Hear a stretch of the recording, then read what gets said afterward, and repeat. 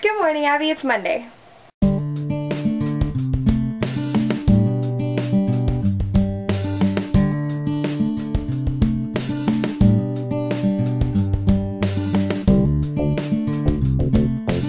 So, this is the part where I'm supposed to begin the video with something awesome and or random, but usually both.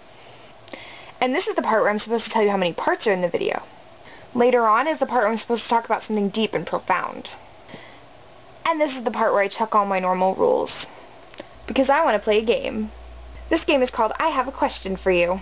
And then tomorrow, hopefully you'll answer it, and you'll have a question for me. And then I'll answer it, and then I'll have another question for you. You get it, right? What do you say? Sound like a plan? Okay, so the question of the day is, what would you do with this Freud-shaped lollipop my psych professor gave me? I.e., what would you do with the Freud pop?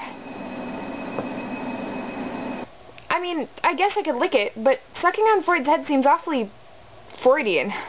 I guess I could save it as like a little interesting memento from my psych class, but I think I'd always wonder what he tasted like. I mean, is Freud fruity or chocolatey, or does he taste like marshmallows or bubblegum or raspberries? I must know! So the story behind the Freud lollipop, and the whole reason I was endowed with such a remarkable likeness of Freud in candy form, is that I went to my psych professor before we talked about Freud, and I asked her why we were talking about Freud, because in my prior psych classes, the professors and the textbooks had all said that Freud's theories were largely discredited and debunked, and thus kind of like thrown out of the modern schools of thought as far as psychology is concerned.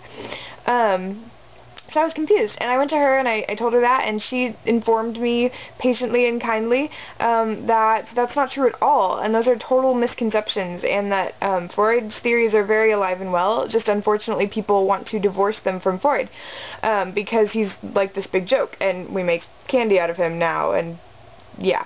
So the unfortunate thing is that if you look at the facts that no one mentions, Freud was actually a sensitive, caring, hardship-stricken, to say the very least, man who pioneered a field with very few fellows helping him.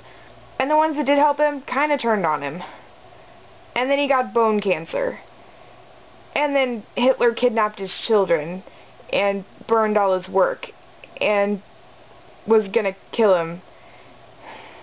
But that's not the point, because he could still have gone through all those hardships and still not have valid theories. But the thing is, the layers of consciousness theory, which talks about, you know, the mind's conscious mind, the preconscious mind, and the unconscious mind, that's Freudian. He came up with that, and every psychologist believes in that. The idea that you have unconscious workings in your mind that you can't easily access, that's an idea that I would say the vast majority of psychologists hold and operate from. So, you know, I would definitely say that there's a lot of truth to what she was saying, and that Freud hasn't been largely discredited. Maybe some of his theories have been, but I mean, he was human and he made mistakes, and just like every other human, but he also gave us a lot of good ideas. So yeah, so I guess my views on Freud have changed. So back to how I got the lollipop. The professor made it her personal mission to convert me to Freudianism. So at the end of class, she asked me if I believed in the unconscious, and she was like, just admit it, just admit you're a Freudian, admit it. So finally I had to say, yes, I believe in the unconscious, if that makes me a Freudian. Okay.